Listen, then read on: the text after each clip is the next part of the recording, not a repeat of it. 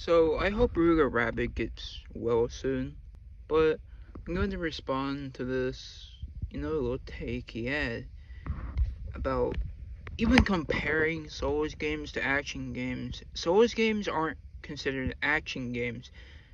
Uh, no matter what the tag is, it's not an action game. I don't care. Um, it's more the way he describes it. Like, for example, comparing it to Stellar Blade or something to a Souls game. Is an oversimplification because they belong to different subgenres.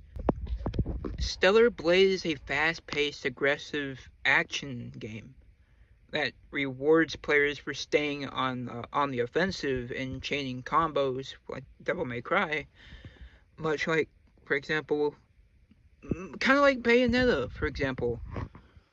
Meanwhile, the Souls games have slow and tactical, more careful movement deliberately, attacking and patience, forcing the player to wait, for an opening. The stamina system also, the stamina, for example, in Stellar Blade or other, that subgenre of game, um, during combat, players can attack and sprint and dodge freely, also empathizing, that constant motion and flashy combos.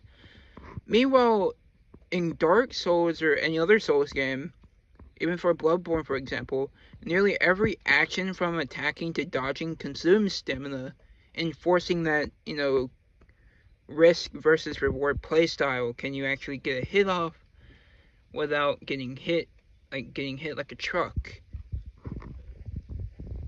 And I know players say Dark Souls is you can cheese Dark Souls. The way it's actually supposed to be played is not easy. It's really not. You can summon people and make it a little fair and a little bit more easy, but in general, action games like Stellar Blade, other games like Black Myth Wukong, even that is pretty challenging. Even if you did try to cheese it, um, it's way more forgiving. Besides Black Myth Wukong, I say that's the hardest action game. Stellar Blade, for example, though, because he keeps comparing it to Stellar Blade, so I'm going to compare it to Stellar Blade. Uh, while challenging, the game offers multiple difficulty settings to make it more accessible. There is also no penalty for dying.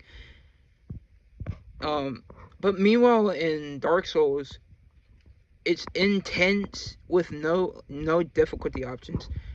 The singular high difficulty design is central to the experience. Dying has a significant penalties such as like losing souls. And the more direct narrative storytelling is sci-fi. Again, Stellar Blade. It's dystopian. It's presented in a more traditional manner than From Software's cryptic lore-heavy approach. But meanwhile, in Dark Souls and other Souls games, the story and lore are told indirectly through environmental clues, item descriptions, and NPC dialogue. And the parry and combo, Stellar Blade, the emphasis on perfect parries and dodges to build a beta skill meter for a special attack, leading to highly choreographed and aggressive encounters. But it can lead to aggressive encounters anyways. Meanwhile, in Dark Souls, you gotta position and time yourself, kind of like Monster Hunter, but like not like Monster Hunter, not like over the top like Monster Hunter. You got to think of when to attack and actually learn the boss's pattern moveset. Because if you just go in there hacking and slashing with like barely any penalty for stamina, I know Stellar Blade has a stamina bar. It doesn't punish you as hard as Dark Souls. Maybe besides the weak mobs, every single boss hits like a truck. You got to learn their moveset, or either that exploit their weakness. Such as like the Taurus demon from Dark Souls 1, you can use fireballs and fire, or even lightning. Anyways, comparing any of these games to a subgenre of like Stellar Blade, it's just it's just a bad comparison. It's like, no.